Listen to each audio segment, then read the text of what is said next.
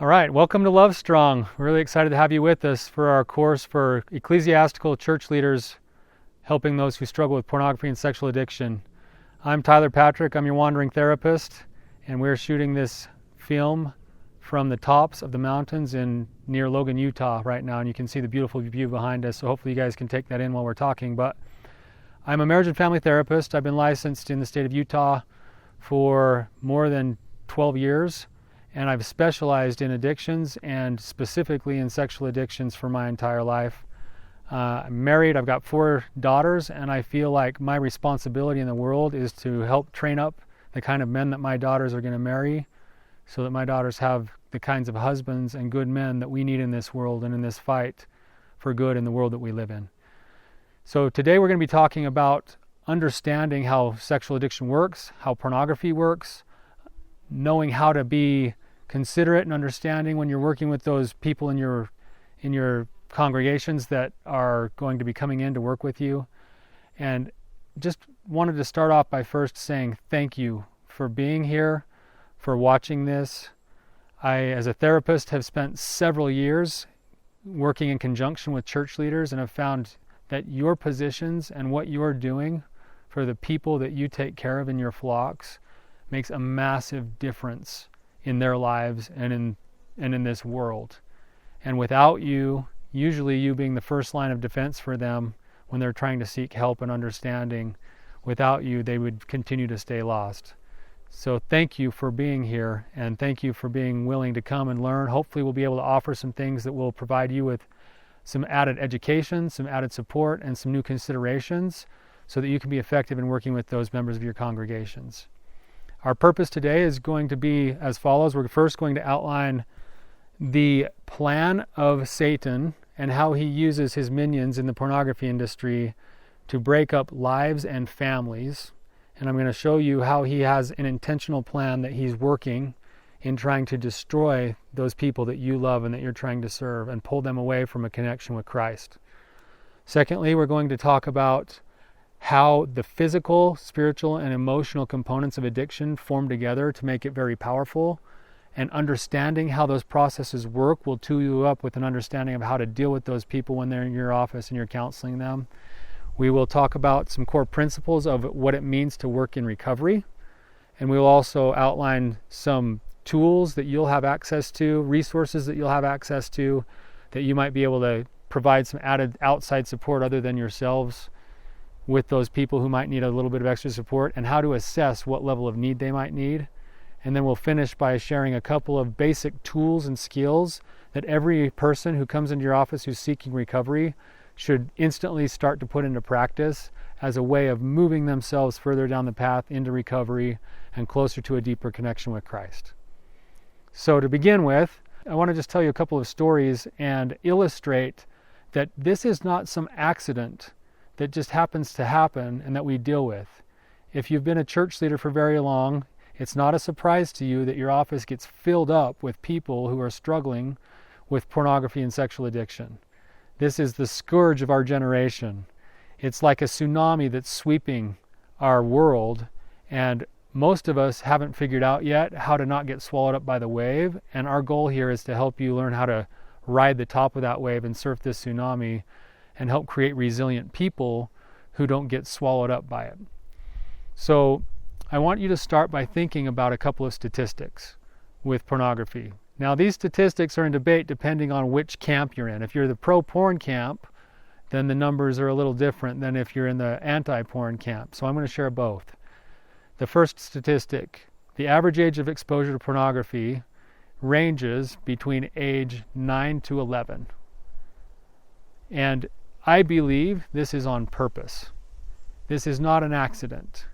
Usually, the first exposure happens for a child either at the hands of somebody else that they trust, or more often than anything, while doing their homework online. By age 17, 90+% of children will have experienced hardcore pornography on the internet, and most of us, as leaders and parents, hardly think about that because we want to stay blind to the fact that this is happening. Now think about why. What's happening in the life of a 9 to 11-year-old child? It's right at that time where maturation is starting to happen, and where a God-given design is starting to take place, where a child is starting to turn on to this idea that as part of being a human being, they have sexual urges and desires and feelings, and this is by God's design. He designed us that way. The pornography industry understands that, and they want to be the first ones to the punch on educating our children. So they step in at age 9 to 11, they expose our children to hardcore pornography or even softcore pornography to begin with, and then they start the slow, systematic process, like it says in the scriptures, that little flaxen cord that starts to weave its web until they have somebody trapped. I was in the grocery store about a year ago, waiting for my daughters. I was just outside the restroom, waiting for my daughters at the restroom, and I was standing right by the magazine rack, and I was kind of off to the side of the magazine rack, and I was just standing there, and in the peripheral vision, I saw a little boy, probably age maybe 10 or 11. I saw a little boy's head poke around the magazine rack, and he saw me, and his head disappeared. And I thought, oh, here we go. This is it. This is the adversary giving this boy some of the fruit of that tree that we all know about from the Garden of Eden. And I thought, I'm going to see how this plays out. So I took a couple of steps away from the magazine rack, and I pretended not to watch. And a few moments later, this little boy came all the way out around the magazine rack, and he scanned the magazine rack, and of course he found that magazine right at a 9-year-old boy's eye level that has all of those pictures and all of those questions and all of those titles that would turn on the curiosity for a little boy. And then he looked at me, and he looked around for his mom, and then he disappeared again. And I thought, I'm going to try this one more time. So I took a couple more steps away just to see what would happen. And inevitably, 30 seconds later, he came running around to the front of the magazine rack. He reached directly for that magazine that everybody knows is there. He flipped it directly to the middle, and he scanned it, found that woman who was scantily clad, and you could see his eyes just feverishly scanning the magazine. And then he stopped, and he closed the magazine, and he set it on the rack, and he looked at me, and then he looked around for his mom, and then he ran away, never to be seen again. Now, what is happening for him is that he's having these natural feelings of curiosity and excitement and adrenaline, but he's also having these feelings of feeling guilty and dirty and feeling like there's maybe something that he's doing wrong, and that's why he's trying to keep it secret. And right there, we have the beginnings and the roots of addiction. Once a boy is exposed or a child is exposed and they start to experience that dual feeling, it becomes very difficult unless we can maintain open communication with them to prevent them from sinking into that secrecy and isolation. Another statistic, age 12 to 17 consumes the most pornography out of any other demographic. So our teenagers are consuming the most pornography out of anybody. However, no money gets spent until age 34. So if you understand what's happening here, the pornography industry is taking what's natural, they're twisting it and providing a counterfeit. They're offering free education, they're offering free entertainment, eventually they're offering emotional coping, and that's when they make their money for a lifetime customer by age 34. And they get to be paid until that man or woman dies in their 70s or 80s. And it goes one step further than that. Even our mainstream media is tied in to the pornography industry. I'll tell you another story. Several years ago, when the movie 50 Shades of Grey came out, I figured that it was my duty to write a letter to the movie theaters about my disapproval of that movie being played in mainstream, especially on Valentine's Day as a love story. So I wrote a letter to the movie theater. I expressed who I was, that I was a counselor, and that I had 100 people or plus that I see every week, and that if they played that movie, I wouldn't be coming to their theaters, and I would invite all of my clients to do the same and to not come to their theaters. And then I left my phone number, and a couple of days later, I got a voicemail from what sounded like one of the employees. I think it was like a teenage kid. And he said, "Mr. Patrick, this is so-and-so from the movie theater, and I just want to let you know that your poorly written letter is not being considered, and we're going to play 50 Shades of Grey." And then he hung up. So I thought, well, I'm going to go have some fun with this. So I took that voicemail into the movie theater, and I asked for the manager in front of all of his employees. And then I said, "I just want to know if you endorsed this message because it came from your movie theater." And I played it on speaker in front of all his employees. And of course, the employees, all these kids, were snickering and smiling. And the manager turned beet red, and he, of course, apologized up one side and down the other and said, I don't know where it came from. We didn't send that message. I'm so sorry. That gave me an opportunity to then give my lecture about the pornography industry, beat the drum, a little bit further. And then the kids all started to disperse. And when I went to leave, the manager walked outside with me and he said, Can I tell you something?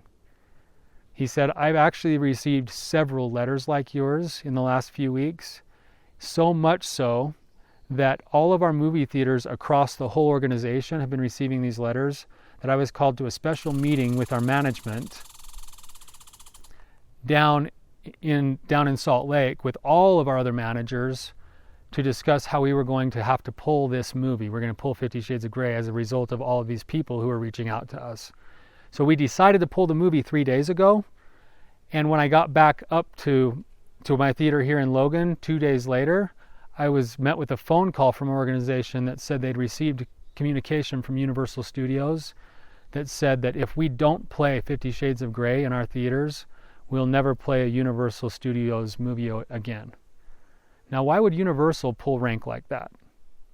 I happen to believe that Universal's tied into that, like they're tied into everything else, and they want more than just those ticket sales for that one movie. They want mainstream, unhealthy sexuality put on as a love story to start desensitizing us even further so that they continue to further us down the road into deeper addiction when we're later on down the road and older. So that's the nature of the adversary, and it's the same stuff.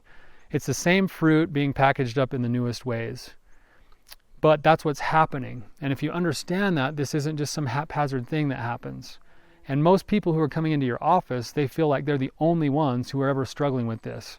So one more statistic for you and then we'll move on. But for those people who are coming in and feeling like they're the only ones who could ever struggle with this and they've kept it secret their whole lives, the pornography industry is over $100 billion a year industry. And most of the people in your office probably aren't even spending money on it yet.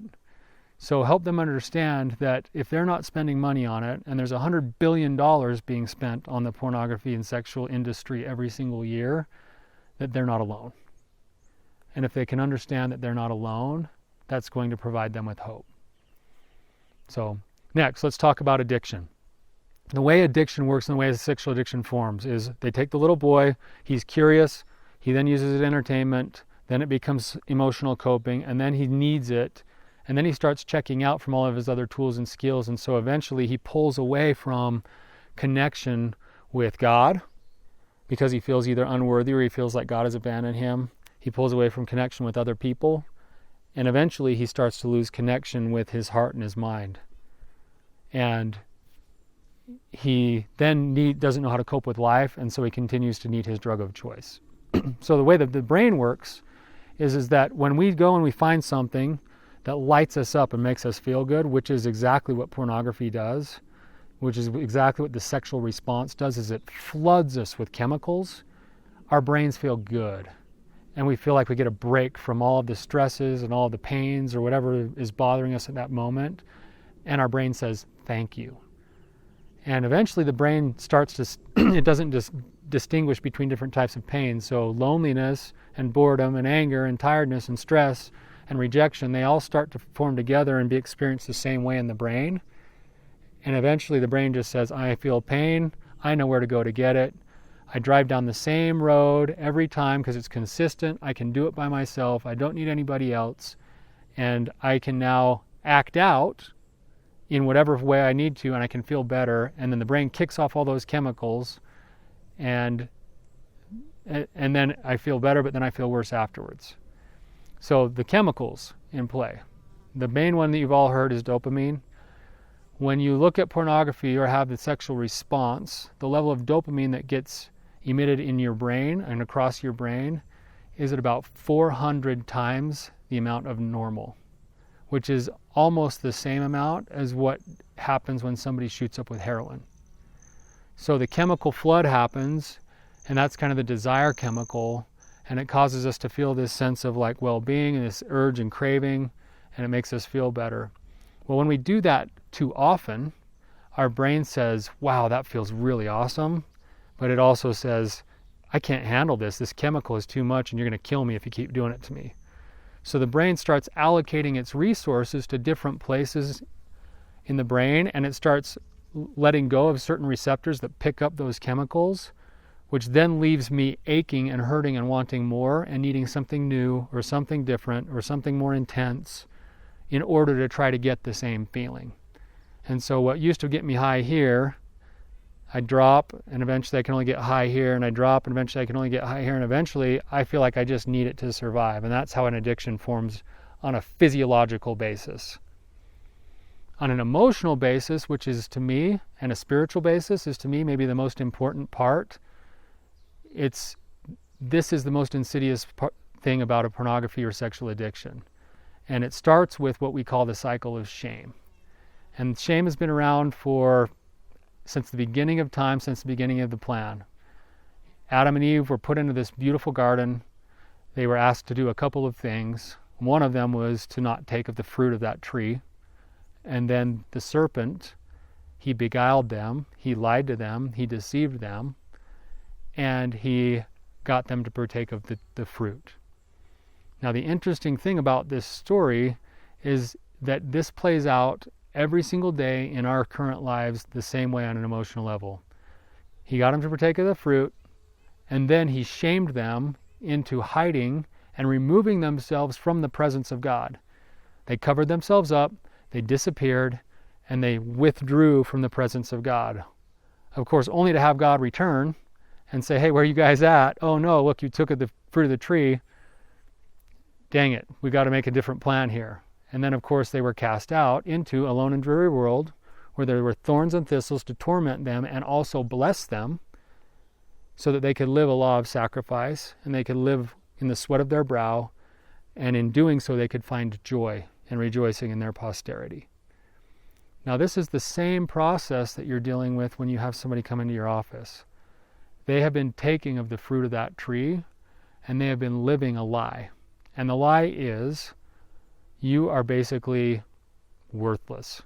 You're bad, you're a failure, you're unworthy, you're inadequate.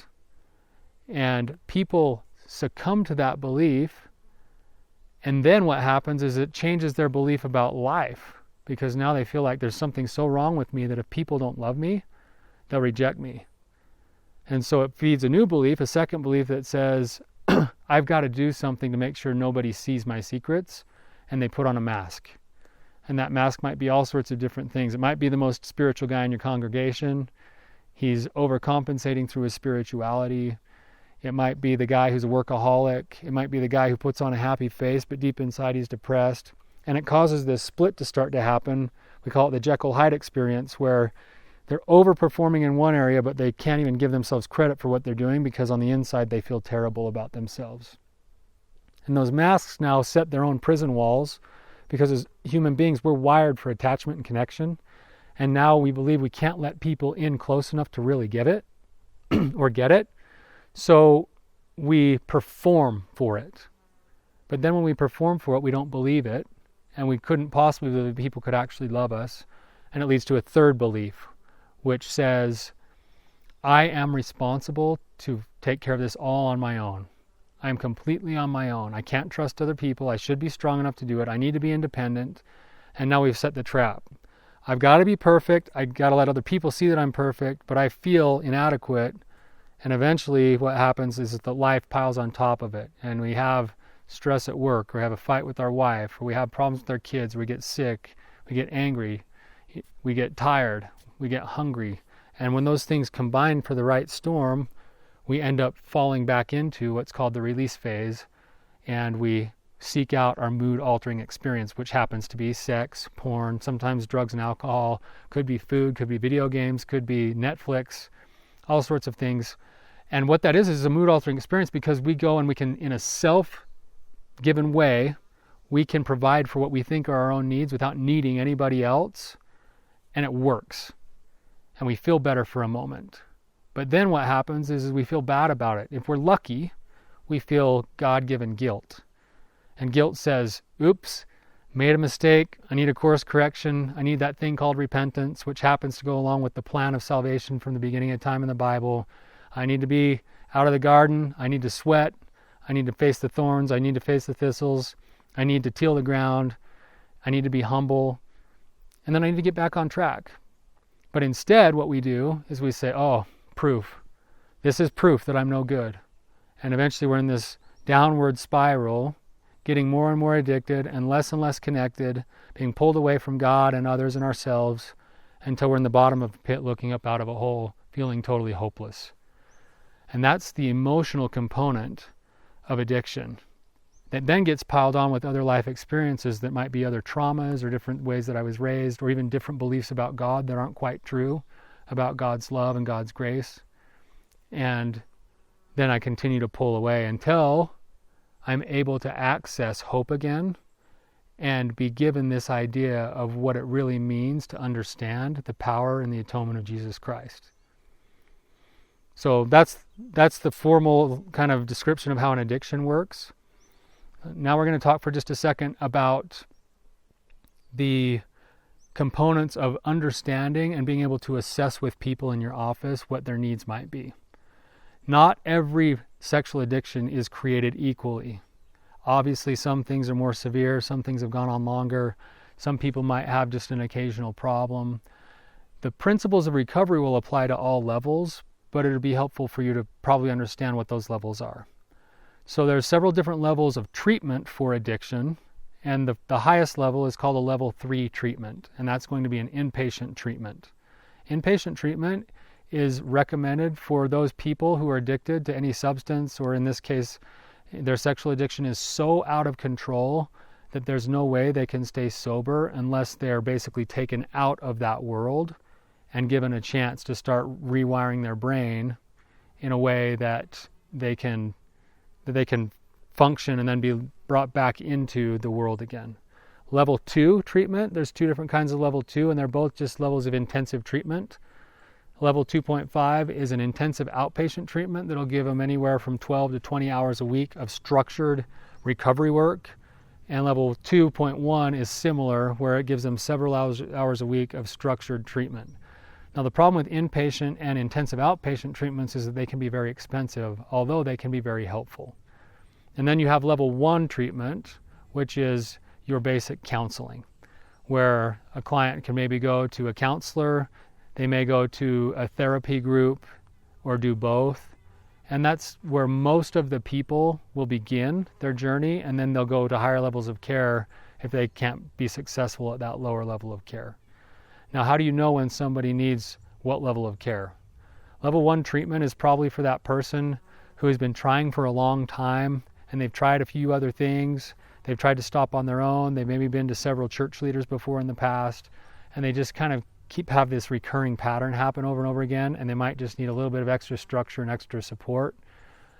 That's going to be your level 1 treatment. Now, that could be for someone who's daily using, who's daily acting out, or somebody who might even be struggling where it's not necessarily consistent, where it might be here and there once every few weeks or once a month or a few days, and then they binge, and then they have several weeks off. So the principles of recovery will apply to everybody, but that's when you probably start looking for something like a level 1 treatment. Now, below level 1 treatment, and in conjunction with any type of treatment, you also have support groups.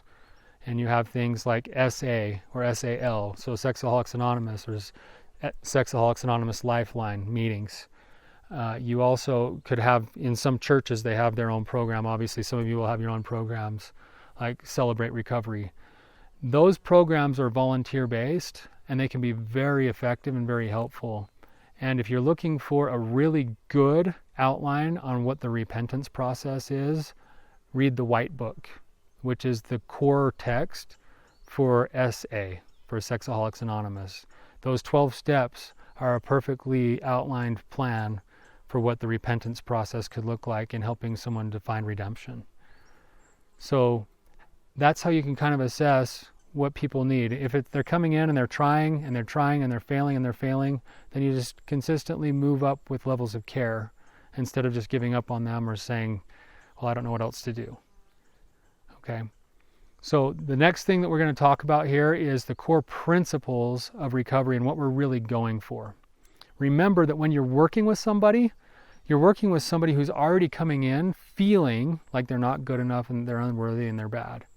So part of what we have to instill in them is hope that they can get better, and that with the help of outside sources, namely Jesus Christ, and also the help of other people through connection, authentic connection with other people, they can get better. So here's a few principles that need to be in play for somebody to be in recovery. Recovery isn't just about not messing up and acting out. It's about living differently. It's about being reborn. It's about becoming new. So the way that we do that is we adopt a lifestyle of connection, where I have to submit myself through the principle of humility to an ongoing, personal, deeply personal relationship and wrestle with God. And it doesn't have to be pretty all the time, but I'll do far better if I submit myself to that wrestle. I need to go and I need to understand the true nature of who God really is in my life. And in my clients' cases, most of the time, they've been living a lie, thinking that God was a certain way, and their thoughts about who God was, namely a punitive and disappointed and angry God, has continued to push them further and further away. And they either lose their faith or they're in a crisis of faith. Most of my clients are in a crisis of faith at the same time they're trying to climb out of the hole of the acting out. And so I support them in saying, let's go to work on it. I don't care where you're at. We're going to start where you're at, but we're going to take this journey, and I need you to stay humble and continue to be humble and work on making sure that you're leaning yourself into wrestling with God. Second is connection with other people. Principally speaking, I've got to be able to learn to take off my mask. Not to everybody yet, but I need to have a few people in my life that I can take my mask off with. This is a principle that goes all the way back into the church. Scriptures say the church did meet together often to fast and to pray and to speak one with another concerning the welfare of their souls. This is at the heart of what we do. This is at the heart of being Christian. And yet most of us end up in church and we put on our mask and somebody comes up to us and says, "Hey brother, how you doing?" And everyone says, "I'm doing great. God is good." Meanwhile, they're struggling. Their lives are falling apart at home, but they won't let anybody in. And so for somebody to start moving into recovery, they have to be broken enough, and I mean broken in a good way, broken in a humble way, where they can start to learn and submit themselves to reaching out to the right kinds of people and holding themselves, one, accountable for their changes, not just for their acting out, but for the changes they want to make in their life, and maybe even more importantly, receiving empathy, being able to receive empathy. And there's a beautiful principle in this that goes right into the core principles of the gospel, which is that if I'm willing to open myself up to somebody in my life, I am offering that person a chance to emulate Jesus Christ. I'm offering them a chance to be able to practice being what it's like to be supportive and emulate Christ. And vice versa, that person now gets a chance to offer it to me, and I get a chance to receive that as almost like a window so that Christ can operate through somebody else, and I can receive an answer to my prayer. I can receive an answer through love of what that really means to be in grace through somebody else. I heard a quote one time that is one of my favorite quotes that says, "The current people that surround you constitute the sample of humanity which God has given you. We are each other's clinical material, and we make a mistake when we disregard that sober fact." So we need people to start learning how to reach out every time they want to go in. That's a principle. And they need to build a team of people who will learn with them, people who will keep their confidence, people who will show empathy and accountability, and at the end of the day, people who understand the principle of choice and agency and are going to allow a loved one to make the choices even if they don't always agree with them. The third thing we want, third principle, is a lifestyle of connection to self. I have to start learning to go back into understanding my true nature, the I am. I have to start being willing to go and look for who my Maker says I am on an individual and personal level. Every one of us is here with a certain set of unique experiences and gifts that God has given as the perfect recipe to make a difference in the world. And we lose sight of that. We get kicked around in life. We kind of lose our hearts through trauma and through mistakes and through sin. And when we start to do that, we start to lose touch with being able to understand that God has a specific name and purpose for each of us. And so part of recovery work is leaning myself into that process. Now that can come through exploring new hobbies, through new passions, maybe changing jobs or looking at what I'm doing in my workplace. It also comes through learning to be mindful and in touch, heart and mind, with what goes on with me on a day-to-day basis. Most people who struggle with addiction, they can't handle down here, so everything's churning down here, but they won't acknowledge it, and they stay right up above their heads. They're always in their heads. Recovery is about the heart. It's about reconnecting the heart and allowing somebody else to see this wholehearted thing. So in the Bible, in Samuel, right, it says, God looketh on the heart. Man looketh on the outward appearance, but the Lord looketh on the heart. That's what we're going after, is we have to connect somebody else to their heart. And if you can get somebody to understand their value, their I am, they're going to be successful in the long run, because at the core, that's really what they've lost. In reference a little movie, The Lion King. If those of you all seen The Lion King, I'm sure you probably have. But in The Lion King, Simba, the young son, is driven away after the death of his father, and he feels responsible for it, and he disappears into the wilderness. And while he's in the wilderness, he learns to party, and he pretends like nothing's wrong. Kind of looks a lot like a lot of our young men today, that age 18 to 24. They're kind of out just somewhere in the brush, hanging out with their buddies, and most of the time it's because they've already started to lose heart. And then Rafiki comes along, the old monkey, and he says, I know where your father is. And so Simba chases him through the weeds, and he ends up on this little plateau, and Rafiki says, your father's down there. And Simba walks to the edge, and he looks down in the water, and he says, that's just my reflection. That's not my dad.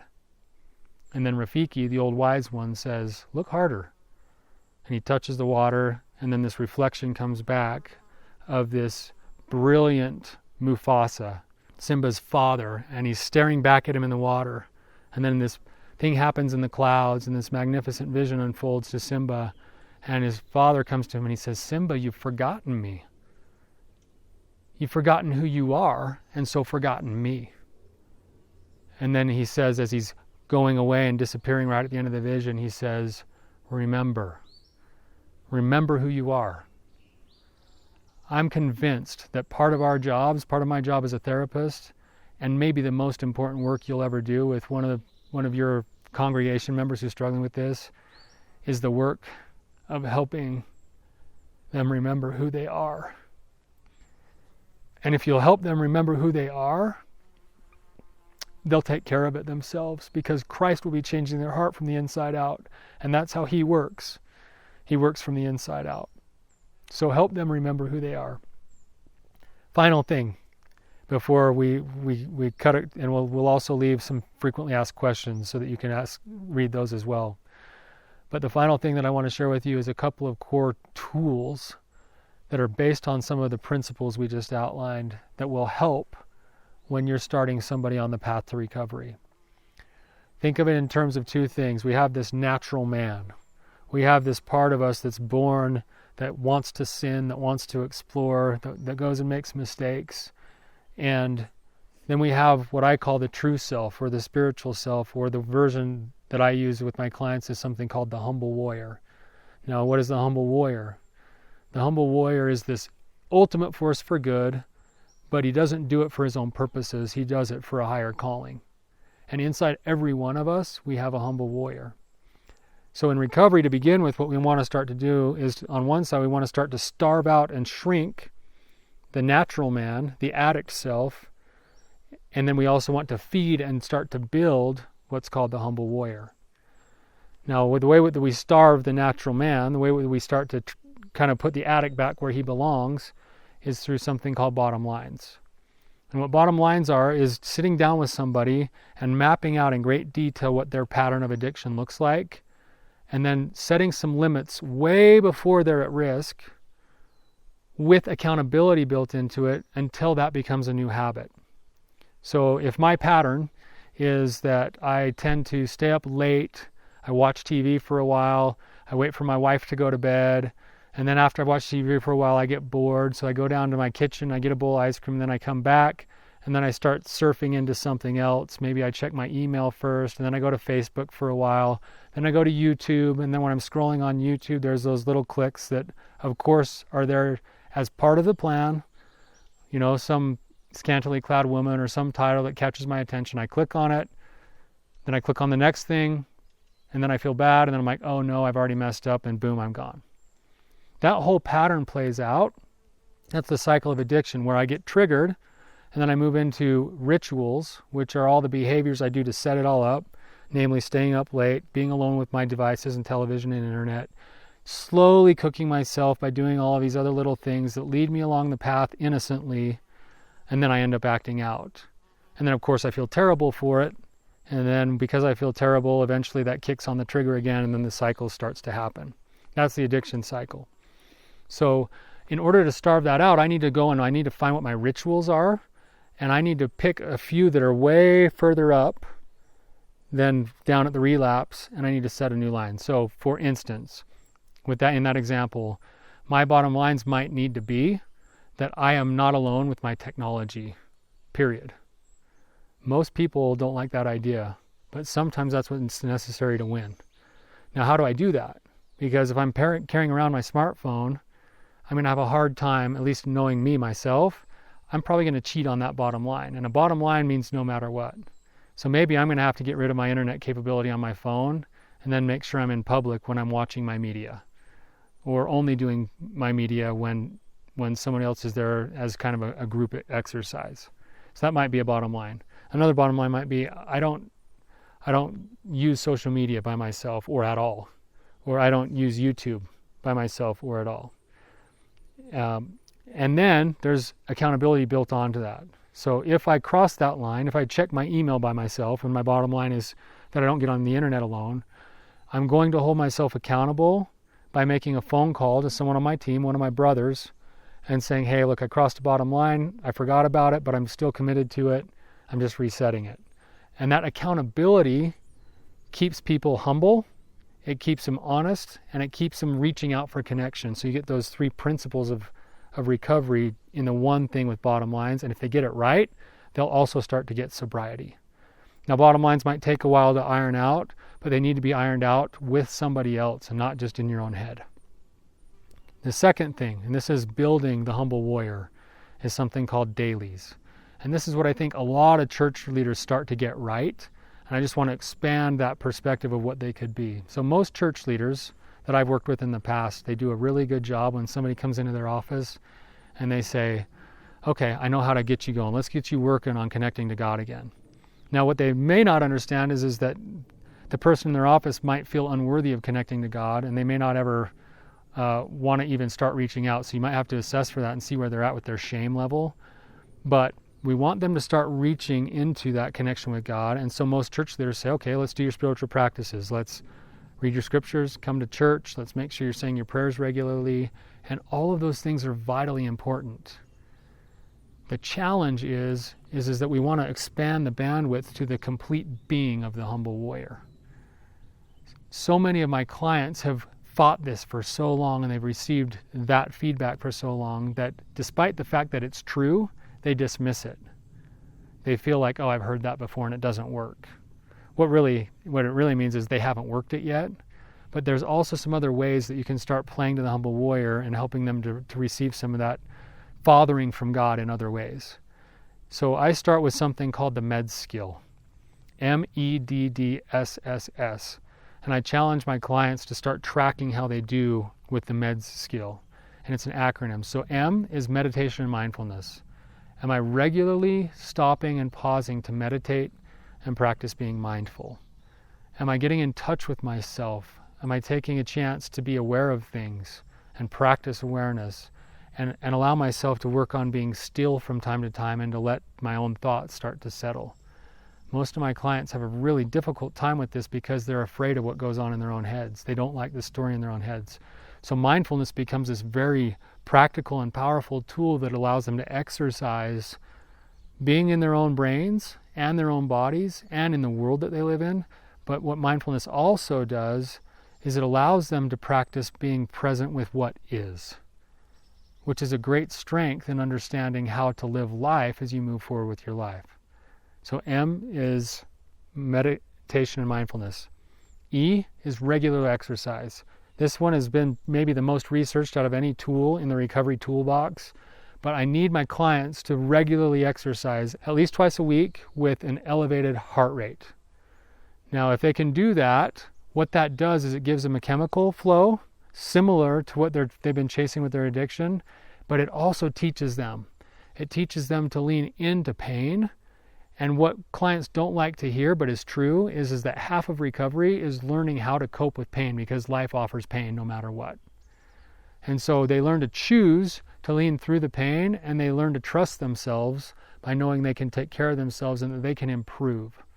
So it's the ultimate tool. And I really like something like yoga because you can pair meditation and mindfulness with it, and it's still going to be that exercise. And so it can become a stone that kills three birds at the same time. So the next one is D. The first D is proper diet and nutrition. People need an adequate amount of vegetables, especially the deeper greens, for mental health. And they also need a balanced diet, and they need to be eating properly throughout the day. Hunger is one of the biggest triggers for relapse. And if I understand that, I can take care of myself by fueling my body, especially with the right things. Another word of caution with this is sugar is being linked to triggers for addiction. So you're more likely to relapse if you're eating a lot of sugar. And the thought behind it is that we're turning on that pleasure center in our brains and we're wanting something more. And then our brain goes back into the same ruts it's used to, and it says, oh, I know how to fix that. The second D is drugs as prescribed, meaning prescription drugs if I'm on any prescription drugs for mental health or for my physical health. And it needs to be as prescribed. Because if I'm going on and off of my drugs, or I'm taking them inconsistently, if I have them, it's actually going to put me on an emotional roller coaster, and it's going to be a little bit harder to stay sober. The first S is sleep, proper sleep. Again, sleep has been linked to relapse, and lack of adequate rest also leads to emotional struggle. And emotional struggle leads to relapse. So we want clients sleeping at least 6 to 8 hours per night, if possible, and trying to be mostly consistent with when they get their sleep, because their bodies get into those rhythms, those circadian rhythms, and it allows them to learn to ride the waves of the day, and it becomes fairly consistent. But if I'm staying up till 1 in the morning one day and going to bed at 8 at night the next day, it's really hard for the body to get into rhythm. The second S is their spiritual practices. Again, I like to expand this into things like scriptures and prayer and anything else that I do with my rituals spiritually, but I also like to expand it out to whatever they do to connect with God. So for me personally, nature does it. I feel deeply connected to God when I'm in nature. Going out and getting my body moving, sometimes exercise is a spiritual experience for me. Music does it. Certain speeches on the internet do it for me. Whatever will work just to try to open my heart to allowing God to speak to me is what I'm trying to do. I'm trying to access an emotional experience with my humble warrior heart.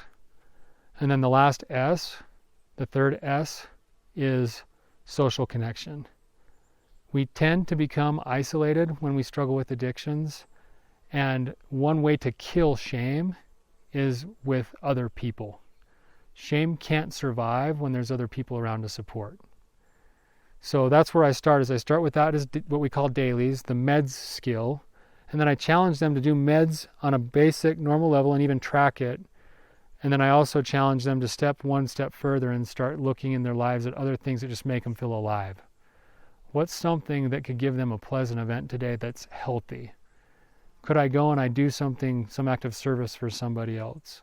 Could I go and engage in some passion or hobby of mine that makes me feel alive and allows me to zone in and just experience it and being in the moment? And can I maybe go and develop in an ongoing way some type of mastery over a certain skill like woodworking or video editing or playing an instrument, where I'm improving myself, and in the process I'm teaching myself that I'm capable of doing hard things. So I'm feeding the humble warrior heart, I'm starving the addict or the natural man, and now I'm starting to turn the corner, and as I turn the corner I can start to look up, and now recovery becomes this lifelong beautiful process where I get to be an improving man the rest of my life, becoming the very best version of myself that God wants and needs me to be. So those are a couple of tools and skills. I want to end with one final thing for you to consider. And this is really probably at the heart of all of recovery, is that hope is the most important commodity when working with somebody who struggles with addiction. It's the hope that they lose sight of when they feel unworthy and feel like God doesn't love them and they're irredeemable. It's the hope that you can offer when they come into your office time and time and time again. It doesn't matter how many times they stumble, if they will learn as a result of having messed up and taken that fruit, then there's hope. And that God's grace is powerful enough to encapsulate all of the mistakes they could possibly make. If somebody can feel it in their heart, more than in their head, if they feel that hope, if they catch a glimpse of what that really means, then they will again work from the inside out. They'll understand who they are. They'll understand who they are in conjunction with the Savior Jesus Christ. And they will seek Him, and it'll show up in the way that they live. And they'll start to prove themselves right the same way they've been proving themselves right all along for the wrong reasons. So I want to finish with one more thought. And it's really just to say and impress upon you how important you are in the lives of your people. You are the vehicle, in many cases, to bridge the gap between them and where they've wandered off the path and gotten lost, and bringing them back into the fold of Jesus Christ. And there's a poem that I'd like to share with you called The Bridge Builder, and I see you as leaders as, in many cases, the primary bridge builder here. And it says, an old man going alone highway came in the evening cold and gray to a chasm vast and deep and wide. He had to cross at eventide. The old man crossed in the twilight dim. The sullen stream had no fears for him, but he stopped when safe on the other side and built a bridge to span the tide.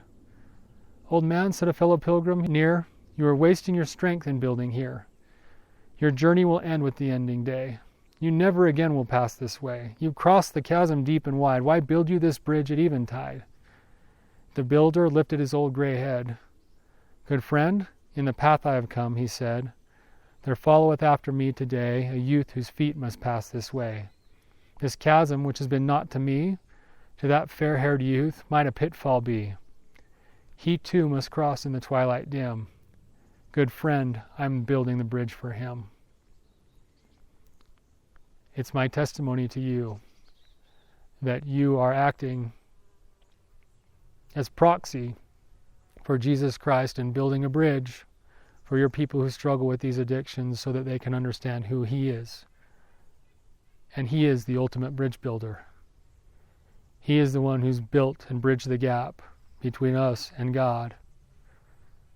He's the one who's reclaimed us from sin and death. And we get to act in that capacity. And that's what you have at your fingertips. So thank you. We've also attached some other resources for you that you can get to, some PDFs on commonly asked questions that I've received from other ecclesiastical leaders over the years, and also some common feelings and hopes of people who are struggling, of what they would want out of their ecclesiastical leaders. So thank you. Hope this has been helpful.